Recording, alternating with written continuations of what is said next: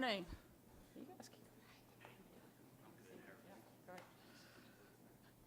Good morning. It is exciting to be here with so many members of our legislature, leaders in Arkansas education, and people who are passionate about our kids and their future to make a big announcement about our students. Today, we have the privilege of announcing the results of the statewide ATLAS exams taken by every student in every public school. This year, Arkansas students did something extraordinary. They improved in every single grade level across every single subject. To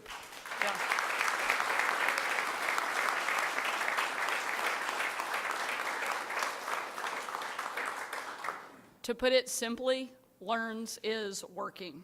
We've come a long way. When I took office, many Arkansas schools were in crisis. Just a little over a third of our third graders could read at grade level. We ranked 48th in starting teacher pay, low-income families were stuck in bad environments, and far too many students graduated completely unprepared to be enrolled, enlisted, or employed. That's why my first priority as governor was to sign Arkansas LEARNS. We knew we had to do something big to change the failed status quo. So the law addressed everything from literacy to teacher retention to school choice to career readiness. And now the results are in. And they show that all of the changes that we made are paying off. Across all subjects and grade levels, 42% of students are now at grade level, up from 35% just 2 years ago, when LEARNS first went into effect. That's an increase of more than 20%. The number of students performing at the lowest levels decreased across all subjects, falling from 28% in 2024 to 23% this year, a 17% decrease, meaning fewer students are at the bottom. Third grade reading was one of our key focus areas because we know that before the third grade, students are learning to read, and after the third grade, they're reading to learn. The number of third graders reading at grade level has gone from 35% to 43%, a more than 18% increase. For students in kindergarten through second grade who have all started school since LEARNS was signed, and this is a big deal, proficiency tops 50% in all grades and subjects but one. English language arts proficiency among kindergartners has grown by 31% in just the last year.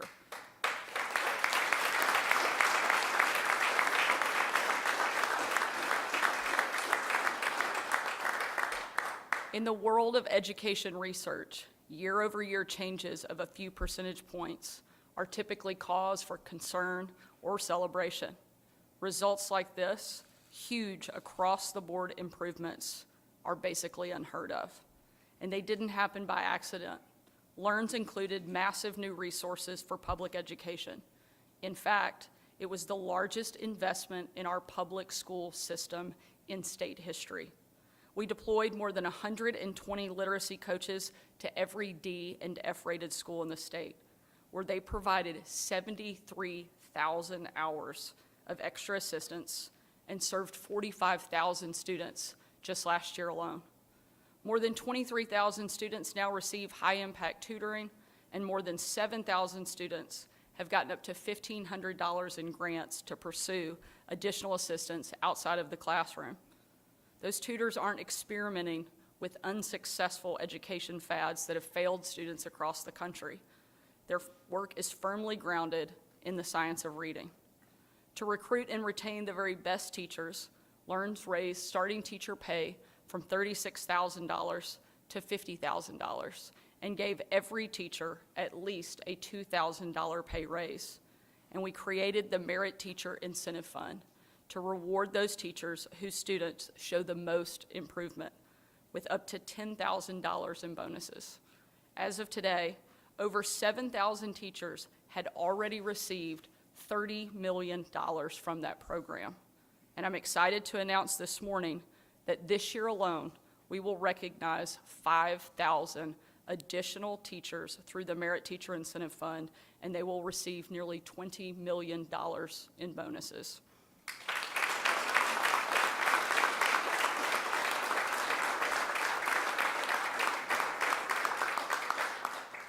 It's no surprise that a study just came out showing that Arkansas teacher satisfaction is at 89%, the highest in the nation. I know I just threw out a lot of numbers, and it's a lot to digest. So I want to take a chance to personalize what this all means. With us today is Anthony Boykin, the superintendent of the Crossett School District. Crossett is the type of city you hear a lot about in discussions when it comes to LEARNS, a small town in a less populated part of our state, where the schools aren't just the place where kids go to learn, but they're also the lifeblood of the community. Unfortunately, Crossett also received an F ranking last year under our statewide education standards, but Superintendent Boykin didn't take that as an insult. In fact, he took it as an opportunity. In the last year alone, the share of third graders who are proficient in reading jumped from 19% to 33%. And the percentage of third graders who were not meeting basic proficiency in reading dropped from 44% to 28%. That change happened through targeted early intervention, one-on-one tutoring, and close tracking of every single student's achievement. And even more exciting is what's happening in Crossett is happening in every part of Arkansas. Also with us today is Haley Tier, a special education teacher for second and third graders at Stagecoach Elementary in Cabot. This was her 6th year teaching in the Arkansas public school system, so she saw how it worked before LEARNS and after it. At the beginning of the school year, 10 students in her class, 48%, were not meeting basic proficiency and were testing at a level 1 on the Atlas exams. In the past, Ms. Tier felt that the mentality in schools was that some kids simply could not be taught. But she sees things differently. Not every kid learns the same way, but every kid can learn. This year, she had one student in particular who was testing at a very low level 1 back in the fall. Frankly, he was failing. Some of his previous teachers had even warned her that trying to teach him was going to be rocky. But Ms. Tier saw that he was a smart kid, and she worked hard to build him up. He'd ask things like, "Reading is hard. Why should I even try?" He'd get mad when he couldn't figure out the words on the page. But Ms. Tier was patient and tracked his progress, consistently using the tools provided by LEARNS. She built up his confidence and showed him that reading was possible for every student, including him. And at the end of the school year, he hadn't just blossomed into one of her best and favorite students. He had also received a 4 on his Atlas exam, the highest mark possible.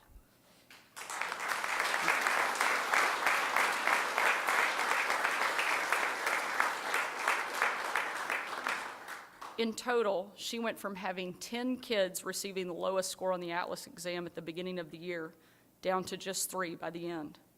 LEARNS is working exactly as it should. Since LEARNS went into effect, 44,000 more kids are learning at or above proficiency.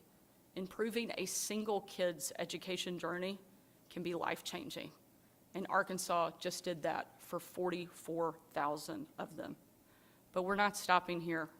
Last year, I signed legislation making Arkansas the first state in the South to provide universal free school breakfast, and we got cell phones powered down and locked away in our schools from bell to bell.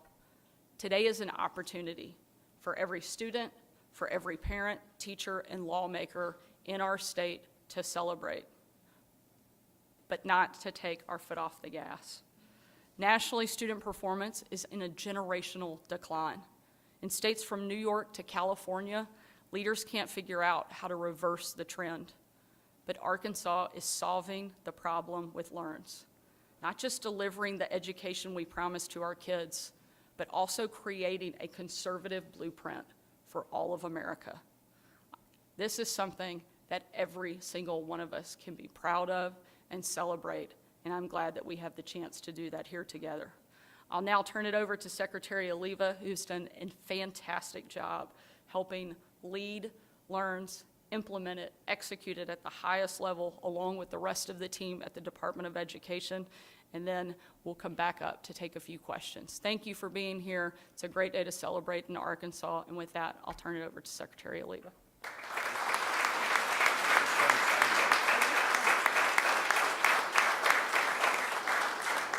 Well, good morning. Thank you, Governor, and thank you for LEARNS, right? When we set on this journey and signed LEARNS into law back in 2023, we knew that this day was going to come where we see rapid improvements in outcomes in student performance and achievement, and we could not have done it without your leadership and your vision. And I see some of our support and friends in the legislature, some of our state board members, and then most importantly, our team from ADE.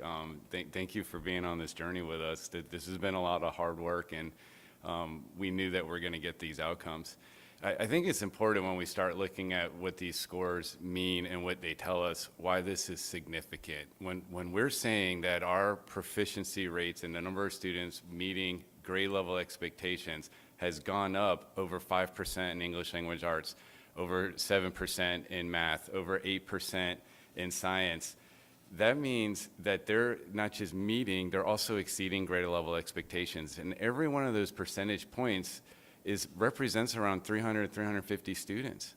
That means our students are doing better. This didn't happen by accident. This happened because Arkansas LEARNS gave us a blueprint that we immediately started implementing. And what I like to tell people what that blueprint did is it did really two pretty clean things. One, it provided clarity, and two, it provided alignment. It wasn't that we had teachers that weren't working hard or principals that weren't working hard, superintendents, everybody was doing what they needed to do, but we weren't getting the outcomes because the system wasn't aligned. And so when we signed LEARNS into law, we made a commitment to implement it and to do it right and with fidelity. And we met with superintendents, and we're going to hear from one here. We met with teachers, we met with parents, as how do we build you and get you a better system? And what we heard back from them is this is what we need. We need standards that we understand, so it's really clear expectation on what we want students to know and learn. We need a unified progress monitoring system that measures whether or not students are learning the standards. And guess what? Teachers want that information in real time so that they can make instructional decisions throughout the school year and not get results 6 months later when they're not even teaching those students anymore. They also want to have confidence that when we give a school grade, that we know what it means, and it's measuring whether or not students are learning. The alignment that we built through the implementation of Arkansas LEARNS put these pieces in place so that we can give students and teachers and leaders real-time information so that they can make instructional pivots and decisions. Well, so while we have a lot to celebrate, and as we're implementing this system, we know we're going to continue to see improvements for years over years, and those trend lines are going to continue moving forward. In fact, this year, we had students take an assessment, and their parents got their results the same day. That's never happened before. So now when we talk about students and parents having real conversations about grade level expectations, it's significant. But I think one of the most exciting or biggest parts of this announcement as well is we talked about proficiency rates going up, but the level of the number of students scoring level 1, which is our lowest level, has also decreased across every subject and every grade by almost 5%. So while we're not maybe getting all the students up to a level 3 or 4, the number of level 1s are decreasing, and that's because of the interventions with high-impact tutoring and literacy coaches, and most importantly, supporting and listening to teachers. So when we created this product that we began implementing, and we're in year 3 of testing, we opened the door and asked for all these teachers and leaders to come to the table and help us get it right. So from day one, whether it was writing new standards, whether it was writing test items, whether it was setting cut scores, we've involved over 3,000 Arkansas educators. That's why we know it's working, and it's working well, because we listen to the people that have the boots on the ground, and we're giving them the support they need, and why this is going to continue to grow. So as we've been going around to the state and we're looking at accountability and working, with our state board to improve outcomes, I've gotten to meet a lot of superintendents, and we have a superintendent here that I've been hard on, and he'll probably tell you I've been hard on him, because we have to eliminate failure. Failure is not an option.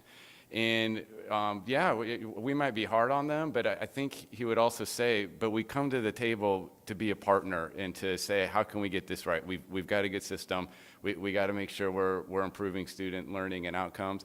And I've gotten to meet Superintendent Boykin, who's been on a journey of continuous improvement in his district as well. So I'd like to introduce him and have him come up and talk a little bit about what does this 3-year journey look like from the blueprint to implementation, and why we're getting the results we're seeing in our students? So thank you.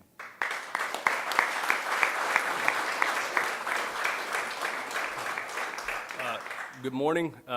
Thank you, Governor Sanders and Secretary Oliva, for allowing me the opportunity to come and brag on Crossett School District, because I always love to take that opportunity whenever I have a microphone in front of me. You know, that is accurate. We did not show where we actually felt we should be with this last round of testing, and we knew that. And, you know, we had a lot of conversations about it. And before I dive off into that, I really have to congratulate every single one of my teachers at Crossett School District.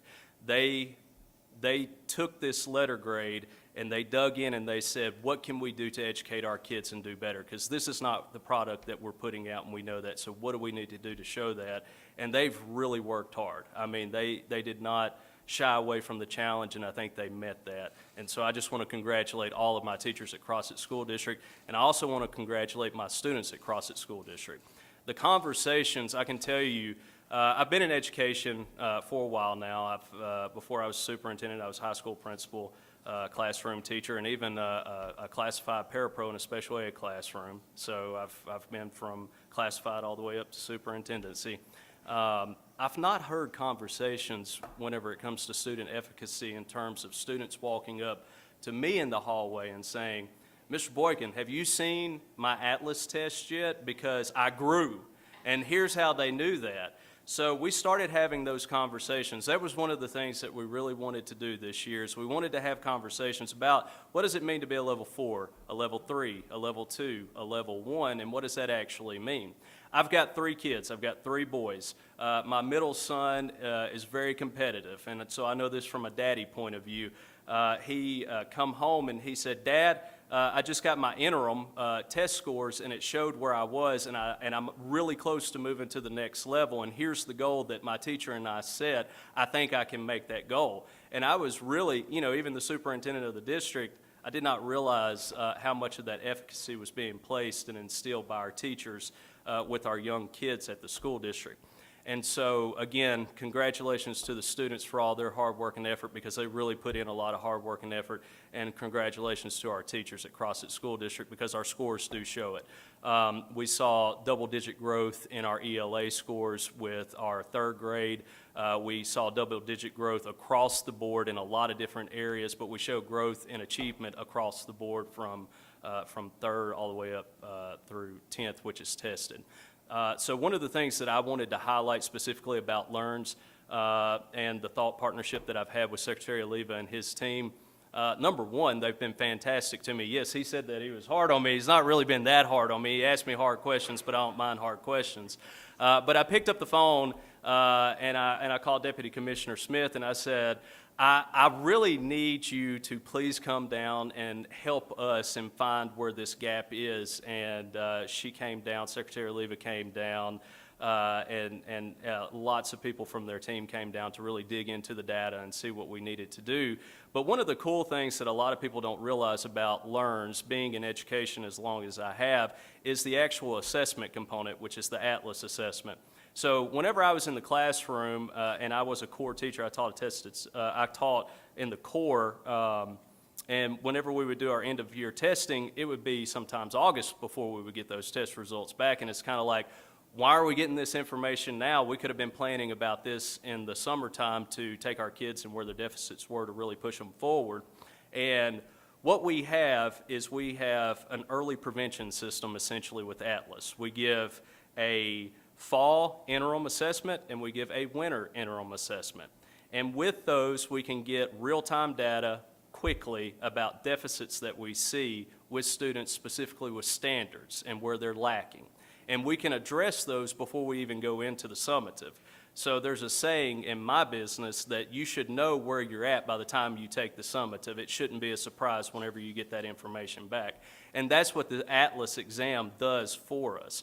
And so we're able to get that real-time data, we're able to get it back really quickly, and we're able to make adjustments. Another thing from LEARNS that's been really helpful, and I was speaking to a teacher about this, is actually how we dive into our data whenever we're talking about individualized reading plans. They're called IRPs. And so what we do is we take that information and we tailor the education around the deficits that the students have, and we really push them forward, and we're able to give a tailored education on an individual level. And then we also, we have the classroom tools that the Atlas provides us. And this is what's important about the tools, in my opinion. So what the tools do, we actually, for once, have a state assessment that tests our standards. So what we're teaching in the classroom is what we're assessing on the actual assessment. And so what the tool does is it allows us to actually teach the information at a Tier 1 grade level, which is important. What does Tier 1 mean? It means on-grade level instruction. So we're able to give on-grade level instruction to kids, and that's why you're starting to see those gains. I'm not going to talk anymore because, you know, I get a little chatty. But I do really appreciate the opportunity to come here and brag on my school district, because the data is not public yet, but whenever it does, I've not jumped out there and pushed that data out, and you know, I've done that intentionally because we did show a lot of growth, and I'm very, very proud of that growth, and I wanted to be able to do it whenever everything was all said and done and we had the growth and the achievement, because I'm waiting on the growth. I know what the achievement is, but anyway, thank you all, and thank you for allowing me to come up here.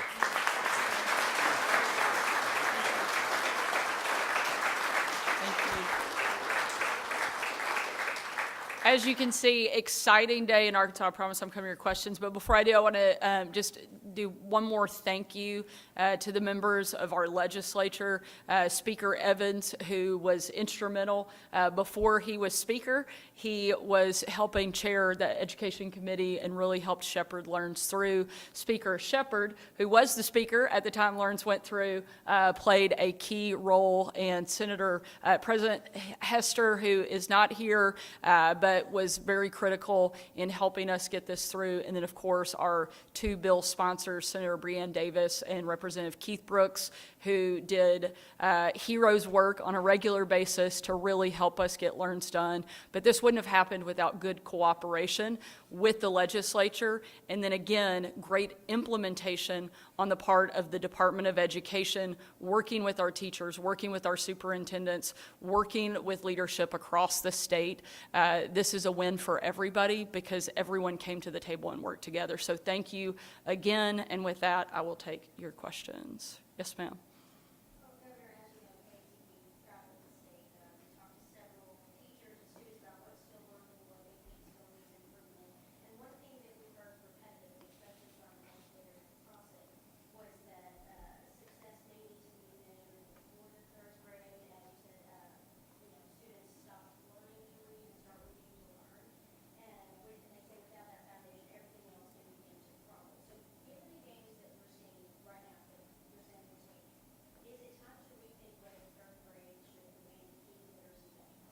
Well, I think that's certainly a critical make or break moment for most students. If they haven't hit that proficient level by the time they hit third grade, we don't want to send them on until they're ready to continue building on that foundation. But what I think is really important is that we're not waiting until the third grade to do assessments. Those are taking place long before, starting in kindergarten.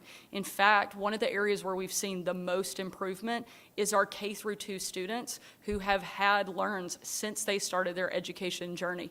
Our K through 2 students in the state have a 50% proficiency rate. It's the highest group of performing students that we have in the state. So we're not waiting until third grade to do those assessments. And I think that's one of the biggest differences that Learns has brought to the education system in the state is it's not just about assessment, it's about early intervention. And that's what we're seeing happen. That's why our kids are doing better. That's why not only our students are hitting that proficient level, but we're also seeing more and more kids drop off that level 1 that Jacob talked about. And so I think we're doing that. We want to continue doing that. And it's a key part of why Learns has been successful from the beginning.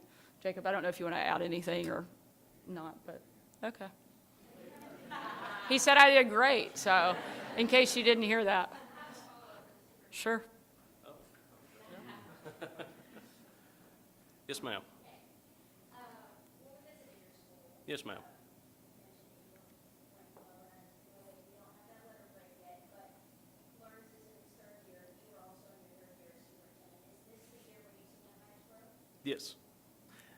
also, just to kind of touch on, just real quick, just a little pivot there, back to the early testing part of it, there are screeners that we do give that allows us, we give those within the first 30 days of the school for K2, and so we're able to get information and we're able to move to it.